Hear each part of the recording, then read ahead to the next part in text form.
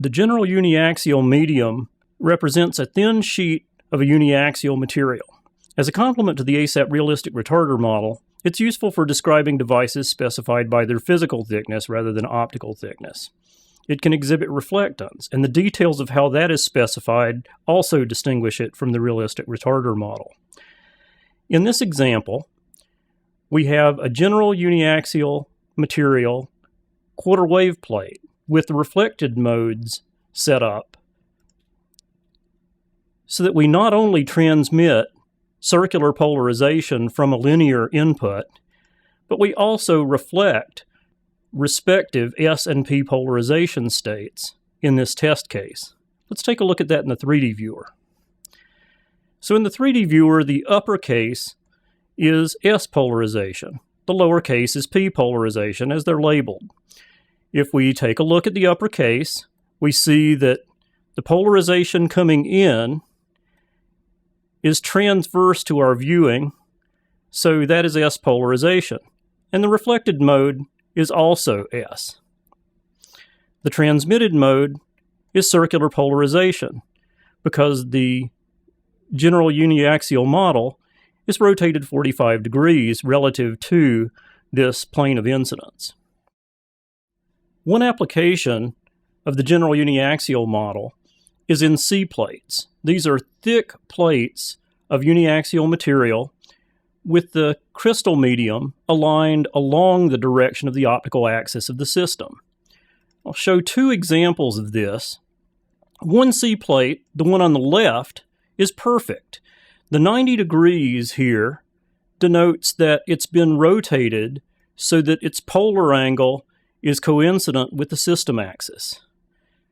Compare that to the one on the right, where we are approximately 90 degrees, but we assume that layers of this material have walked off of the optical axis slightly. This could happen in all kinds of material processing, and is a typical problem we might want to solve to investigate the effect of a defect. So first, let's run the undistorted form and see the result.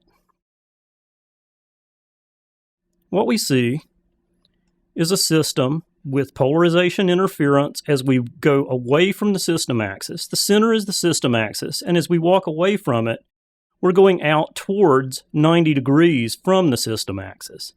So you see a classic Maltese cross with polarization interference between the center and the edges. So we see several bright rings with the Maltese cross sort of T-shape superimposed on it. If we compare this to the distorted form, we see that we no longer have fourfold symmetry in the system. And in fact, there are 4 orders or 4 bright rings in the 2 quadrants to the left, and only 3 bright rings on the 2 quadrants to the right. Moreover, there's a little bridging between the second order on the left side and the first order on the right side. If we were using this as a compensating layer in a liquid crystal device, this would mean that our viewing angle characteristics would be different on the left side of the screen than on the right, which is not usually a good thing. To demonstrate a system-level application of the general uniaxial medium, this is a simple LEO filter design. LEO filter is a classic design that obtains extremely narrow spectral transmittance peaks. It uses multiple retarders with a harmonic thickness relationship to obtain very narrow lines with large free spectral range between the lines. In this case, we're designing a filter with a center wavelength of 590 nanometers, and we're going to do a spectral scan to look at how it performs from 450 to 775 nanometers. Just to show you the basic characteristics of the design, we have 4 linear polarizers rotated 45 degrees. These are this stack of rotated squares with 3 general uniaxial material layers between them which are retarders with thicknesses in the ratio of 1 to 2 to 4. Just to peel this apart a little bit, I'll hide the first polarizer, and you see the first wave plate. Then the second polarizer, the second wave plate, the third polarizer, the third wave plate, and the fourth polarizer, and finally the detector. So, just to remind you, the wave plates have thicknesses in the ratio of 1 to 2 to 4. The first one has a retardance that is 5 waves retardance, the second one 10, and the third one 20. And this harmonic series is what comprises a LEO filter. So we see here a plot of the spectral performance of this LEO filter design on axis, its normalized transmittance both in theory and using the ASAP General Uniaxial Material model. If we want to examine how closely theory and ASAP come to each other, one way we may do that is by looking at the narrowest peak. And you'll note at the narrowest peak that we still don't see a gap between the two. So let's expand this until we fill the screen with it. And now we see small gaps. Let's take a look at the spectral band that we are considering as we look at these gaps. At the low end, we're at about 491.4 nanometers.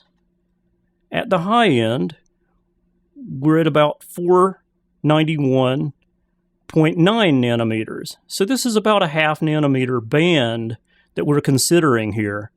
So we'd consider these gaps to be relatively small. That was intuitive from the original view, but it's always good to scrutinize the details. Another place where we might expect some deviation is at the baseline, but even there, we see very, very small gaps. Just in case you might be skeptical that the narrowest line is the best place to look, since the higher lines are lower order peaks, let's take a look at one of the higher wavelength peaks. And if we expand this, we still don't see significant gaps.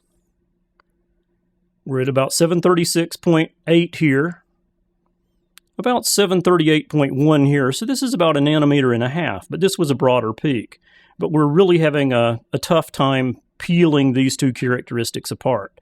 So my conclusion is that on axis, the LEO filter performance model using ASAP agrees very well with theoretical values.